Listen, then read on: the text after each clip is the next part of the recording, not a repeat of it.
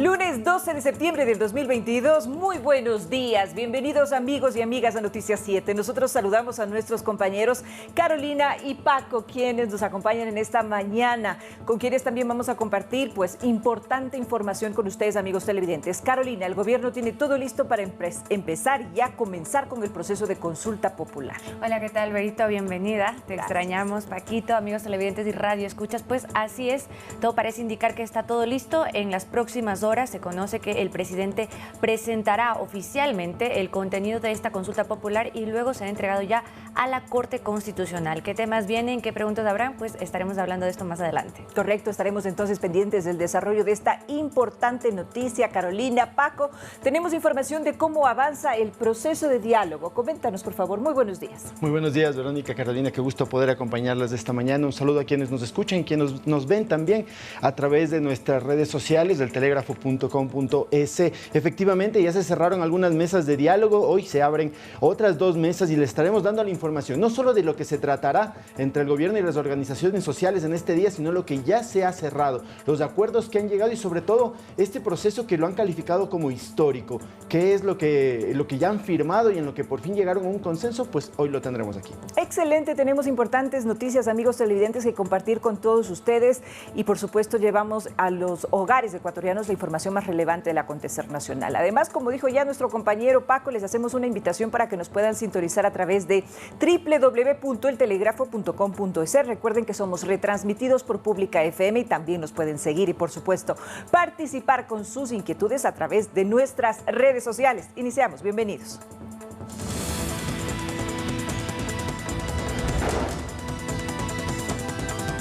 El Gobierno Nacional presentará a la Corte Constitucional las preguntas de la consulta popular. Los temas están relacionados a seguridad, economía e institucionalidad.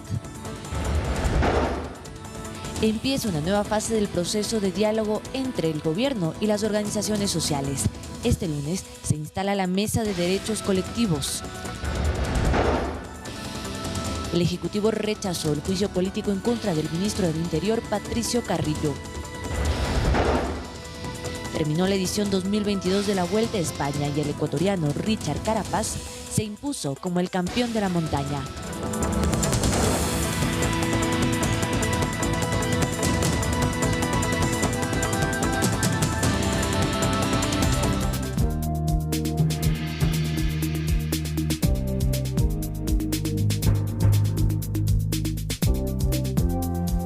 7 de la mañana con 2 minutos, amigos televidentes, y tal como lo dijimos al iniciar la presente emisión informativa, en pocas horas el presidente de la República hará la presentación de las preguntas de la consulta popular. Hasta el momento se conoce que serán entre 10 o 12 preguntas relacionadas a 3 temáticas: economía, seguridad e institucionalidad. Carolina.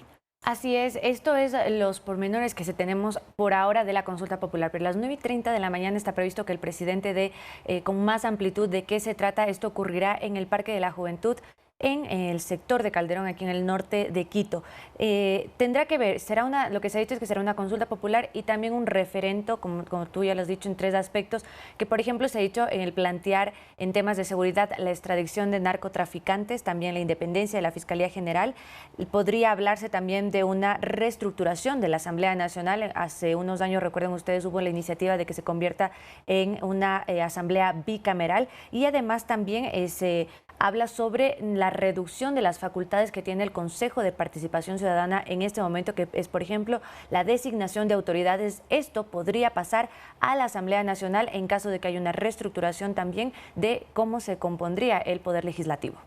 Es importante que para esta mañana nosotros vamos a tener un invitado especial con quien vamos a abordar y sobre todo vamos a ampliar el tema de la consulta popular que será presentada por el Ejecutivo. Se trata del abogado constitucionalista Ismael Quintana, quien en pocos minutos más nos estará acompañando desde aquí, desde los estudios de Ecuador TV, para también no solo solventar nuestras dudas, sino que ustedes también tengan y nos pueden hacer llegar a través de nuestras redes sociales.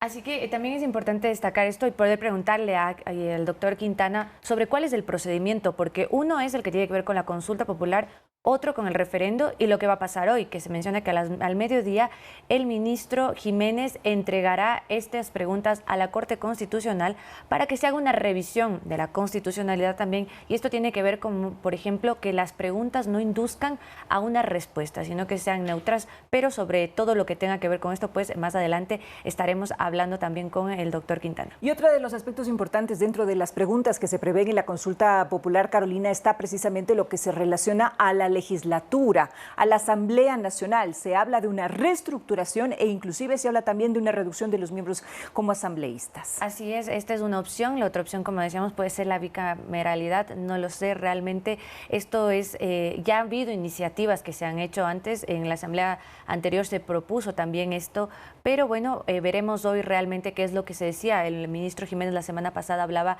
sobre queremos escuchar a la gente, ¿no? Y entiendo que hoy en el Parque de la Juventud, pues eso se hará también, escuchar cuáles son los interrogantes de las personas. La semana pasada nosotros consultábamos sobre esto también en las calles alrededor de aquí, hacíamos un Vox Populi, pues y efectivamente el tema de la seguridad y la inseguridad, de hecho, es uno de los que más preocupan a la ciudadanía. Y de acuerdo con los plazos establecidos en la ley, también es posible que esta consulta popular se realice precisamente en las próximas elecciones seccionales.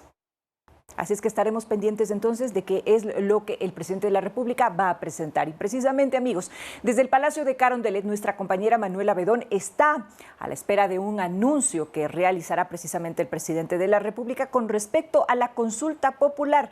Le damos paso enseguida a nuestra compañera Manuela Bedón, por favor, ¿está ya lista? Vamos con ella. Buenos días, estudios, amigos televidentes. Nos encontramos desde el Palacio de Carondelet, pendientes al pronunciamiento que en pocas horas hará el presidente Guillermo Lasso sobre la consulta popular. Extraoficialmente conocemos que se dará a conocer las preguntas sobre el plan de gobierno.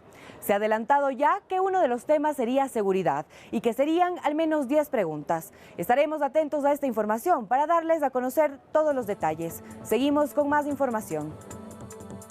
Agradecemos a nuestra compañera Manuela Bedón. Ella está pendiente, como ya lo mencionó, de lo que serán los anuncios que haga el Ejecutivo respecto a la consulta popular. Nosotros también estaremos informando a ustedes y estaremos dando todo lo que ustedes necesitan saber para poder solventar estas dudas y, más que nada, entender cuál es este proceso. Como ya lo mencionaba Carolina, no es cuestión solo de decir estas son las preguntas y esto es lo que se va a realizar en las próximas elecciones seccionales, sino más bien tiene que llevar un proceso y, sobre todo, tienen que estar con el visto bueno de la Corte Constitucional. Ahora les contamos, amigos, que 3 nuevas mesas telemáticas entre el gobierno y las organizaciones sociales se firmaron el pasado viernes, como estaba previsto en el cronograma de diálogo. Las autoridades destacaron los consensos, mientras que para esta semana se preparan nuevas mesas. Con aplausos concluyeron las mesas técnicas de energía y recursos naturales, control de precios y fomento productivo, cuyas actas fueron suscritas este viernes. En la primera se obtuvieron 5 acuerdos, que son los siguientes: moratoria temporal por al menos 12 meses para 15 bloques petroleros en Pastaza y Morona Santiago, suspensión de títulos mineros y licencias ambientales hasta contar con normativa para aplicar una consulta previa, libre e informada, conformación de mesa técnica para revisión de expedientes de entrega de licencias ambientales, contratos petroleros y derechos mineros otorgados, desgraficación de concesiones mineras superpuestas en áreas protegidas y zonas intangibles, otra mesa técnica para la identificación y remediación de pasivos ambientales a instalarse el 30 de septiembre. Además, ambas partes se sentarán en 6 mesas técnicas para elaborar nuevas propuestas de ley en materia ambiental. Aquí lo importante es que las mesas sí están funcionando, sí hay diálogo, sí hay conversaciones, sí estamos escuchando. Sin embargo, dirigentes como Leonidas Issa no quedaron del todo conformes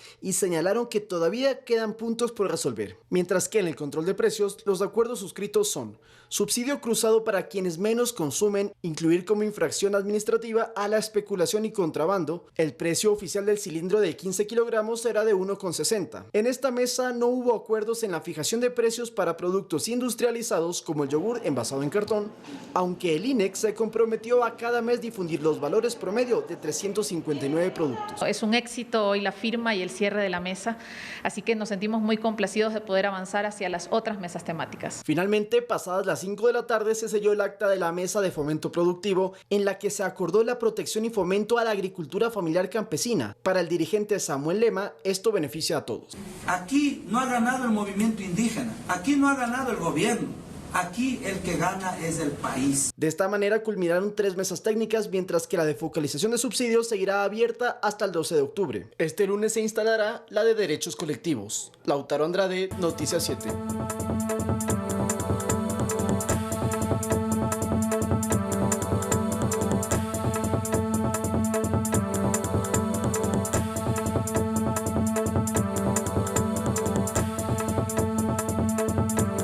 De la mañana con 10 minutos y ya nos encontramos aquí en el estudio con el doctor Ismael Quintana, con quien conversaremos sobre el proceso de consulta popular que se ha anticipado, pues empezará el día de hoy. Doctor, buenos días, muchas gracias por estar aquí. Coméntenos un poco, ¿cuál es el procedimiento una vez que se presenten ya las preguntas en la Corte Constitucional? Bueno, buenos días, gracias por la invitación. Hay que establecer que primero la Corte Constitucional es un filtro previo, es decir, no es que el presidente firma un decreto y el día de mañana el Consejo Electoral va a convocar a una consulta popular. La Corte Constitucional entonces es la primera, si usted quiere, piedra en el camino que hay que sortear, es la primera dificultad. Le digo dificultad porque en realidad, si usted revisa la jurisprudencia, si usted revisa los dictámenes que la Corte ha emitido en materia de pretensiones de consultas populares, ya sean de carácter plebiscitario, o también pretensiones de consultas que tengan que ver con referéndums constitucionales, pues la Corte ha sido muy quisquillosa, muy exigente, y yo le diría que en el 99,9999% de dictámenes han sido todos negativos. De tal manera que habrá que esperar primero a ver cuál es el pronunciamiento de la Corte, y a partir de eso podremos saber de todo lo que hasta aquí se ha anunciado, que van a ser preguntas de economía, que van a ser preguntas de seguridad, que van a ser otras preguntas de institucionalidad. Habrá que ver por dónde las plantea el presidente. Es decir, según la Ley de Garantías, es quien tiene que, además de remitir a la Corte el cuestionario con los considerandos, con los anexos, tiene que elaborar un escrito donde le sugiera a la Corte la dictaminación de la vía o el procedimiento que se debería seguir a criterio del presidente o su equipo jurídico. De tal manera que ahí vamos a ver por dónde se va a sortear la cuestión. ¿Tiene un plazo la Corte para pronunciarse sobre estas preguntas? Sí, efectivamente la Corte, según el inciso final del 105 de la Ley de Garantías, tiene 20 días, son 20 días hábiles, más o menos un mes, para emitir el dictamen de control de constitucionalidad previo. Y si es que no lo hace, como ya ocurrió en 2018, usted recordará, el presidente Moreno en ese momento envió el pedido de dictamen, la Corte no lo dictaminó, y ahí la ley establece una consecuencia, que es que se entiende dictamen favorable, abriendo la posibilidad ahí sí ya a la convocatoria a una consulta popular. Doctor Quintana, muy buenos días, bienvenido nuevamente. Usted estaba mencionando que la Corte Constitucional llega a ser un filtro para las preguntas que emite el Ejecutivo. ¿Cuáles son estos aspectos que revisa la Corte Constitucional de estas preguntas?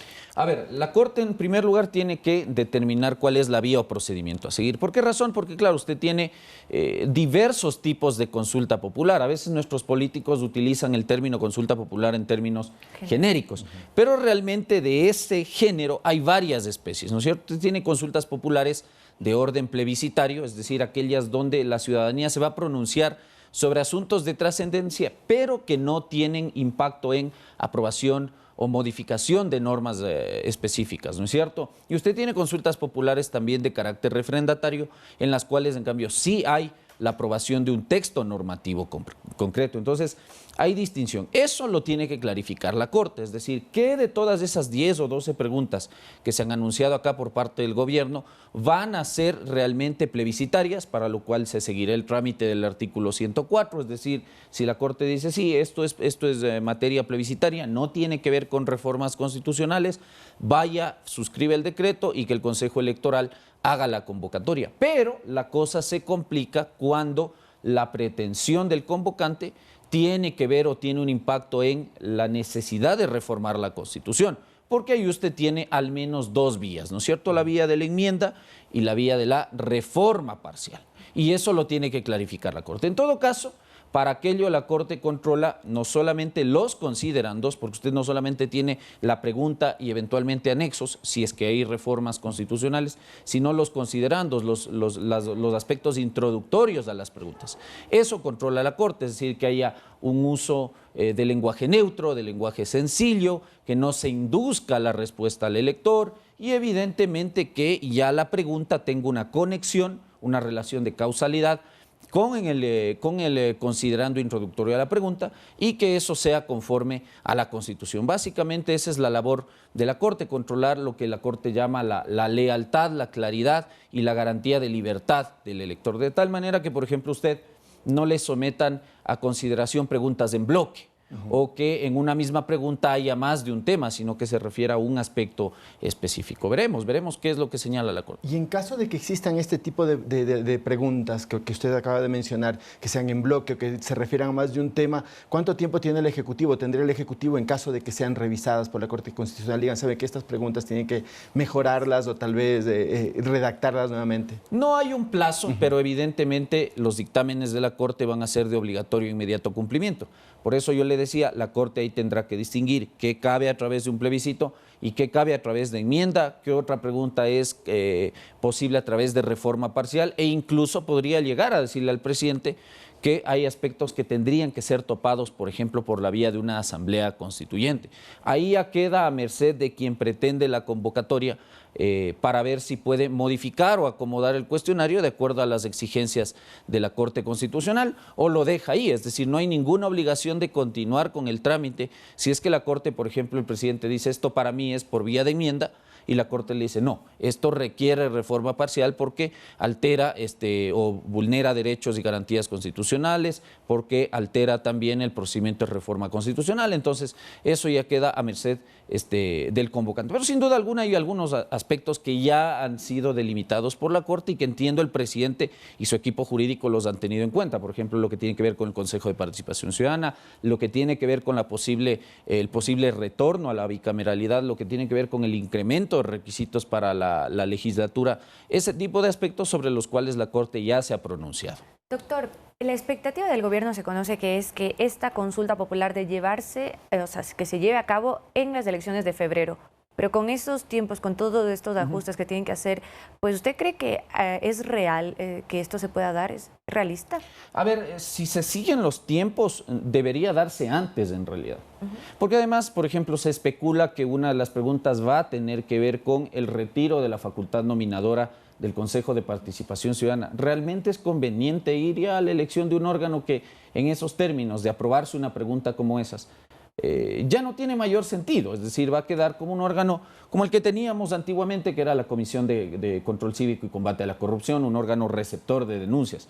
Entonces, si se siguen los plazos, no. ¿Por qué razón? Porque usted hoy, si es que se ingresa hoy finalmente, tiene 20 días la Corte, es decir, un mes. Después de esos 20 días, si la Corte, digamos que todo sale maravilloso, yo no creo que sea así, insisto, porque la Corte alguna observación hará, pero digamos que la Corte se lo dictamina. Entonces usted acoge las observaciones de la Corte, ¿no es cierto? Y las preguntas que pasaron el filtro que usted quería, las manda a la consulta popular. 15 días tiene el Consejo Nacional Electoral para hacer la convocatoria y luego tiene que hacerse esa consulta popular en los siguientes 60 días. Estamos hablando de más o menos 90 días, 3 meses. Quiere decir que en diciembre deberíamos nosotros estar yendo a las urnas a más tardar en enero. Las seccionales son en febrero, entonces estirar tanto como chicle el tema para hacer coincidir con una elección seccional, no solo que es complejo desde el punto de vista de los tiempos que plantea la Ley de Garantías y también el Código de la Democracia, sino que además en términos políticos es una apuesta enorme para un gobierno que pues tiene unas cifras que no son de las mejores, ¿no? Ahora, justamente hablando sobre varias de las opciones que se ha planteado, se menciona la posible bicameralidad o también la reducción de legisladores. Pero esta opción de la bicameralidad ya sonaba antes. ¿Y qué considera usted? ¿Es mejor la reducción de legisladores, la bicameralidad o que se combinen ambas? A ver, hay que hacer presente una cuestión. Ecuador tuvo un modelo de bicameralidad como regla general hasta el año 78, salvo 3 constituciones previas.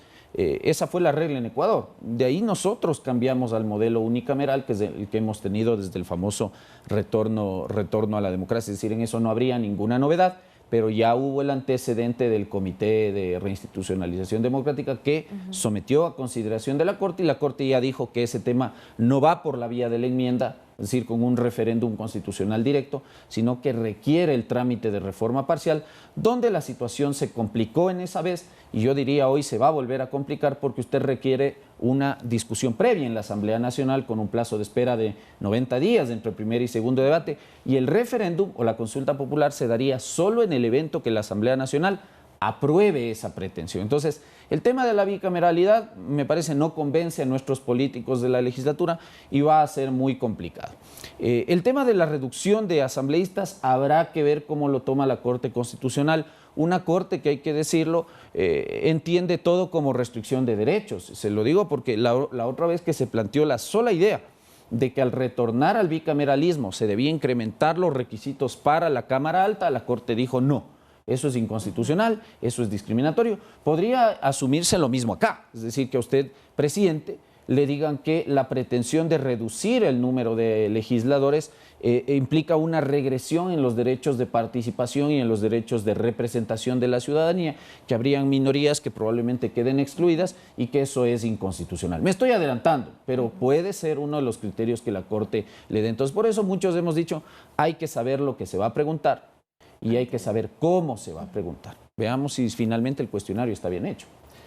Siguiendo con el tema de la legislatura, usted mencionó que uno de los temas que se podría plantear tiene que ver con los requisitos para quienes quieran ser legisladores. ¿Qué tan importante podría ser mencionar esto en una consulta, tomando en cuenta que no solo en este periodo, sino en el periodo anterior, uno de los poderes más cuestionados por la ciudadanía ha sido justamente la Asamblea Nacional? Sí, eso le digo. Volvemos a la misma discusión de antes. Acá podemos estar de acuerdo entre los tres, que sin duda alguna la legislatura necesita un cambio, ¿no es cierto? Y que posiblemente una de las soluciones pase por mejorar el sistema de acceso al cargo. Hoy en día usted con 18 años y goce de derechos políticos accede a la candidatura, evidentemente si cumple con el resto de requisitos y no está inhabilitado.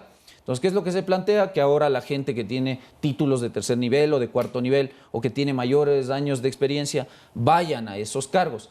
Eso, digamos, desde un análisis comparado, realmente no le va a dar a usted la certeza de que con eso las ejecutorias en la legislatura van a mejorar. Es decir, ya hemos tenido de sobra también legisladores, presidentes con títulos de tercer y cuarto nivel y no han sido precisamente gestiones de grata recordación. De tal manera que esa es una consideración que hay que tener.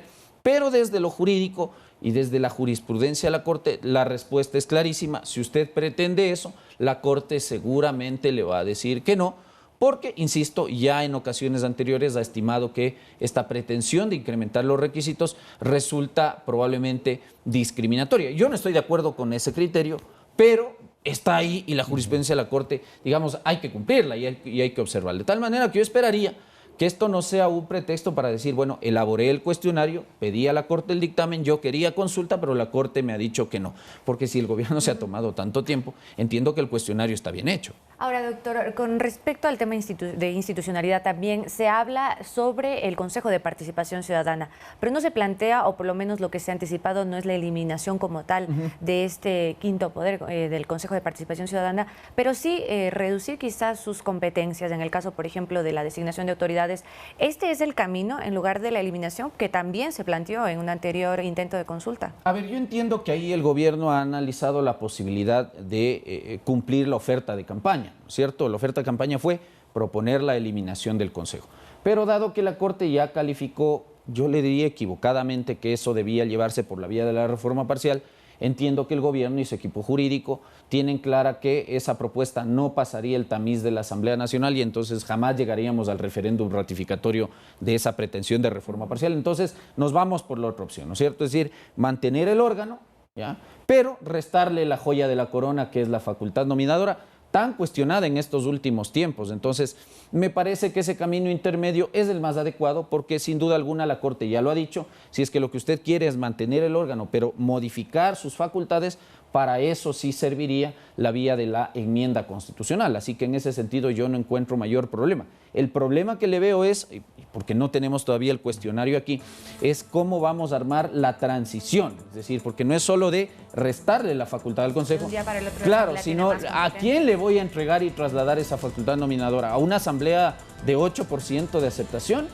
¿Y cómo vamos a armar toda una transición para las autoridades que ahorita están pendientes de nombramiento y aquellas que van a terminar sus periodos? Habrá que sentarnos a discutir ya sobre el cuestionario concreto, pero la idea va por ahí, enmienda constitucional. Así es, muchísimas gracias, doctor Ismael Quintana. Pues en pocas horas tendremos ya con certeza y sabremos cuál será ese cuestionario completo de la consulta popular. Pero nosotros vamos a una pausa y al volver le contamos que en la provincia de La Suay, 2 mineros atrapados en un túnel en el sector de Bella Roca fueron rescatados con éxito.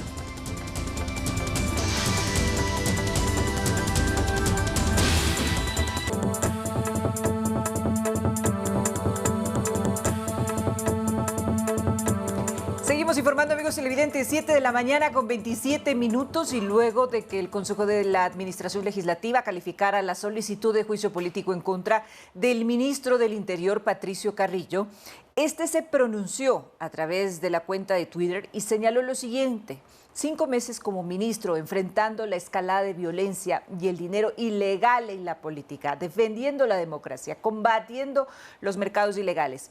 Queda claro quiénes buscan juicio político y quiénes llevan la posta comunicacional de desprestigio a la política de seguridad. El proceso de interpelación de Carrillo, amigos, deberá ser tramitado en la Comisión de Fiscalización, después de que se evacúen otros procesos pendientes, como por ejemplo a los miembros del Consejo de Participación Ciudadana y Control Social, Caro. Así es, este nuevo proceso de interpelación, hay que decirlo, es el segundo intento de juicio político al ministro Patricio Carrillo. El primero fue impulsado por la bancada de UNES y fue descartado. Este es impulsado por las legisladoras de la izquierda democrática, Joana Moreira y también Lucía Plasencia, por presunto incumplimiento de funciones durante la gestión que tuvo el ministro en los 18 días de paro nacional. Esto ya fue calificado, el Ejecutivo ha dado su total respaldo al ministro Carrillo, no solamente el presidente de la República, sino también otros ministros. Pero el presidente Lasso se pronunció sobre esto igual en su cuenta de Twitter el fin de semana. Tenemos producción, las declaraciones del presidente Lasso. ¿Me confirma, por favor? Escuchemos las declaraciones del presidente Guillermo Lasso. Ecuatorianos, nuestro ministro del Interior, el general Patricio Carrillo, viene desarrollando un gran trabajo en la dura tarea de combatir la delincuencia, el narcotráfico y el crimen organizado. No es posible que un grupo de asambleístas irresponsables hayan aprobado el juicio político. Es una decisión que lleva a preguntarnos qué intereses hay detrás de los asambleístas. Que quede claro, rechazamos enfáticamente la decisión del Consejo de Administración Legislativa, pues apostarle al fracaso del gobierno es apostar al fracaso del Ecuador. Es poner en riesgo la vida de cada uno de ustedes, hermanos ecuatorianos. Estaremos vigilantes de la actuación de la Asamblea Nacional y de cada uno de los partidos que apoyen este juicio político. Si le condenan, serán responsables de las consecuencias. Nuestro respaldo total a Patricio Carrillo. Aspiramos a que pueda seguir al frente de esta cruzada contra la inseguridad. Un llamado a los asambleístas a cumplir con el mandato del pueblo para proteger al pueblo, no a los delincuentes. Con la seguridad no se juega. Con la seguridad no se juega, es lo que ha dicho el presidente Guillermo Lasso una vez que se conoció que el CAL calificó el juicio político en contra del ministro del Interior, Patricio Carrillo. Importantes son la reacción que ha tenido el Ejecutivo respecto a este nuevo intento, como ya lo mencionaba Carolina, de llevar a un juicio político al ministro del Interior, esta vez impulsado por las asambleístas de la izquierda democrática. Cabe recalcar que previo a este video se emitió también un comunicado en donde se replicaba una de las frases que ha sido de las más comentadas durante este fin de semana, que es: apostarle al fracaso del gobierno es apostarle al fracaso del Ecuador. Es una manera en que el presidente está demostrando su respaldo al ministro del Interior. Además, hay que decir también que, bueno, este proceso no empezaría de forma inmediata, la Viorito bien lo dijo, tiene que primero evacuarse el proceso en la Comisión de Fiscalización respecto al juicio político en contra de los miembros del Consejo de Participación Ciudadana. Son 2 que se unificaron, esto tomaría alrededor de 30 días en adelante hasta que se den los debates en el Pleno, y luego empezaría este proceso de interpelación que ya fue calificado, pero que además tiene que ver o coincide también con la aprobación en la Comisión de Reformas Constitucionales, de Derechos Constitucionales, que se dio la semana pasada respecto a un informe sobre el paro en el que también se recomendaba el inicio de un proceso de juicio político al ministro Carrillo, pero también al ministro de Defensa, al ministro Lara, a Luis Lara por las actuaciones del paro nacional. Ese proceso contra Luis Lara pues no se ha iniciado, pero sí contra el ministro Carrillo. Son dos los ministros que están en la mira de la Asamblea Nacional, que bueno, por ahora está en receso legislativo hasta el día 26. Correcto, estaremos pendientes entonces de cómo se desarrolla esta situación. Y en otro tema, Humberto Alvarado de Unión por la Esperanza UNES, Carlos Zambrano y Pavel Muñoz del mismo movimiento, además del independiente John Vinuesa y María del Carmen Aquino, renunciaron a su curul de asambleístas este jueves para buscar otro cargo de elección popular, ya sea en las prefecturas o en las alcaldías. No son los únicos que lo harán, se espera que sean 11 en total los legisladores que renuncien por la misma causa. El Consejo Nacional Electoral mantendrá abierta la inscripción de candidaturas hasta el próximo 20 de septiembre, Paco. Así es. Se comienzan a mover las fichas dentro del legislativo también para lo que serán las próximas elecciones seccionales. Les comentamos también que a través del decreto ejecutivo 552 el presidente Lasso ascendió esto. Después nuestra compañera Verónica nos estará informando. Y estas son las fichas que se mueven dentro de la política ecuatoriana. Contarles que también se espera que existan renuncias dentro de lo que son los alcaldes y prefectos que buscarán la reelección en las próximas elecciones seccionales, principalmente en Pichichi y Guayaquil, que son los que están buscando esta reelección en las próximas elecciones, Caro. Ahora, lo que hay que hacer una precisión es que justamente los asambleístas que están renunciando es efectivamente porque la ley obliga a una autoridad que es electa y que quiere ser elegida en otro cargo distinto, tiene que renunciar a su cargo, a su posición.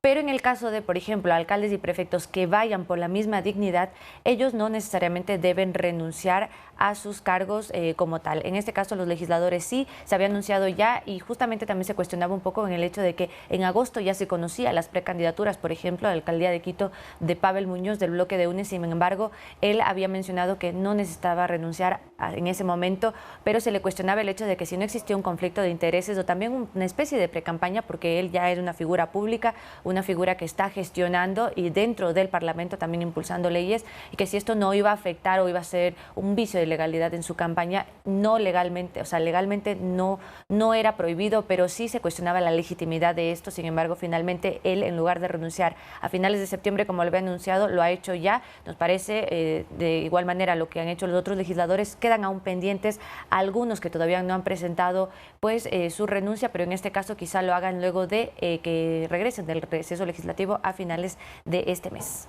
Esta situación también se ha dado bastante en redes sociales, los comentarios de la gente que nos han hecho esperar. Sin duda existe un ambiente de malestar porque consideran que no existe un compromiso realmente eficiente por parte de los actuales asambleístas debido a esta falta precisamente de dedicarse el tiempo que la ley les da y que por supuesto se les da también la facultad de ser asambleístas a través de la votación popular. Así es, quizá muchos, el cuestionamiento es que utilizan esta elección o los 2 años legislativos como una plataforma para luego ir a otros cargos, como es en el caso, por ejemplo, de John Vinuesa, que es un asambleísta independiente de su primer año de gestión, pues, y finalmente no lo va a completar porque se va a otra dignidad. Lo que pasa también es que en muchos casos estos legisladores pues no son elegidos en otros cargos y pues finalmente se pierden en este escenario político. Y ahora vamos a cambiar de tema a través del decreto ejecutivo 552. El presidente de la República ascendió al grado de general a 5 coroneles de la Policía de Estado Mayor. Se trata de Manuel Amadeo Samaniego, Víctor Santiago Herrera, Henry Román, William Robert Villarruel y Marcelo Abelardo López. Ahí estamos viendo el comunicado.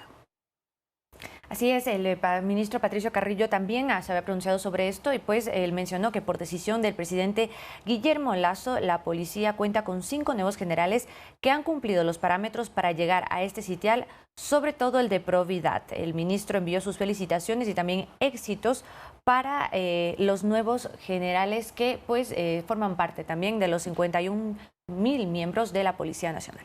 Y esto se va sumando a los anuncios que han hecho las autoridades de la Policía Nacional de que los miembros de la policía se irán aumentando. El coronel Fausto, se me fue el apellido del comandante general Fausto Salinas, lo comentaba justamente la semana pasada aquí en Ecuador TV, de que Paulatinamente, durante los próximos 3 años irán aumentando el número de los uniformados, esto como una respuesta ante el pedido de la ciudadanía de la seguridad. Estamos también a la espera y a la expectativa de cuáles serán estos requisitos que se comiencen a hacer conocer para quienes quieran ser parte de la policía. Sí, esto tiene que ver, como tú le has dicho, con una necesidad de seguridad en el país, pero también por las normas y los estándares internacionales que pues se ha hecho este énfasis en que Ecuador necesita más policías. Hay esta iniciativa también de la Universidad de la Policía Nacional que se está tramitando en el Legislativo y se espera se pueda concretar también para poder, además de tener más uniformados, que estos también estén mucho mejor preparados. Y con esto nosotros les contamos, amigos televidentes, que en la provincia de La Suay, 2 mineros atrapados en un túnel en el sector de Bellarrica fueron rescatados con éxito. Qué bueno. Así lo informó el Cuerpo de Bomberos de Camilo Ponce. Los 2 hombres de 46 y 55 años respectivamente estuvieron atrapados cerca de 24 horas. Ahí estamos viendo las imágenes, amigos, antes de su extracción. Ambos se encuentran en condición estable y fueron trasladados inmediatamente al centro de salud de la localidad. Los bomberos señalaron que fueron alertados sobre el incidente aproximadamente a las 18 horas y 42 minutos del viernes 9 de septiembre. Personas cerca de la zona refirieron que ocurrió el desfondo de material de relleno al interior de una mina, dejando a 2 mineros incomunicados y sin salida, Carolina. Una situación, una tragedia que terminó con bendición. Así es, fue impresionante ver estas imágenes estremecedoras de este rescate. Fue, se registró el día sábado, como tú bien dijiste, menos de 24 horas de que se anunció que ellos habían quedado atrapados. Afortunadamente, pues su salud estaban en condiciones estables, tampoco estaban heridos, por lo cual, como ustedes pueden ver, pudieron salir por sus propios medios caminando a pie. Esto fue en la provincia de La Suay, registrado por los bomberos, y también fue justamente ellos quienes comunicaron y transmitieron estas imágenes que hoy estamos viendo y, como tú dijiste, una desgracia con bendición. Correcto. Ahora les contamos una muy buena noticia. Atención, por favor, desde hoy las gasolinas Super de 92 octanos y la Eco Plus de 89 octanos tendrán una reducción en su precio, según informó la empresa pública Petroecuador. El galón de Super, así, amigos televidentes, costará 45 centavos y su valor será de $4.68, mientras que la Eco Plus tendrá un precio de 3.67. La reducción es de 22 centavos.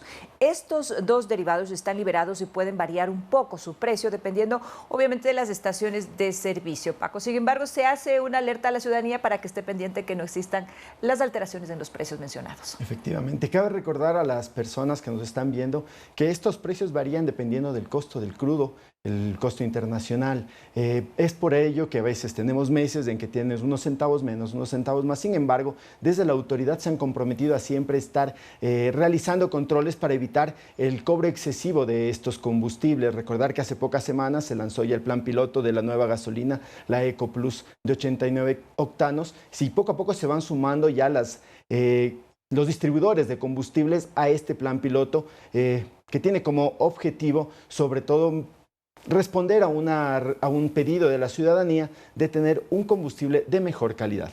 Así es, también Petroecuador lo divulgaba a través de sus redes y canales oficiales.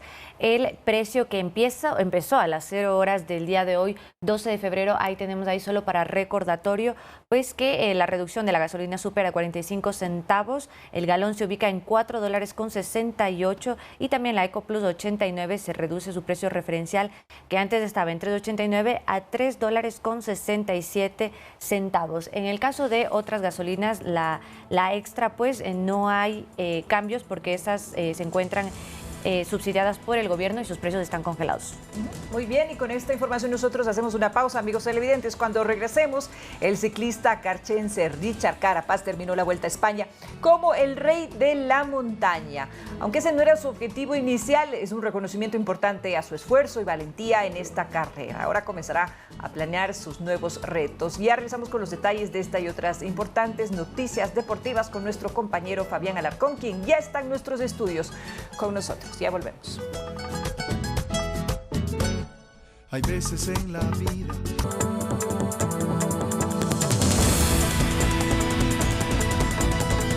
7 de la mañana con 56 minutos, seguimos informando, amigos televidentes, y antes de despedirnos queremos contarles lo siguiente. Vamos a revisar una noticia internacional. El féretro de la reina Isabel II continúa en su gira de despedida por el Reino Unido. La ministra principal de Escocia, la independentista Nicola Sturgeon, acogió los restos a su llegada a Edimburgo desde Balmoral, y esta tarde debe entrevistarse con el nuevo rey, Carlos III.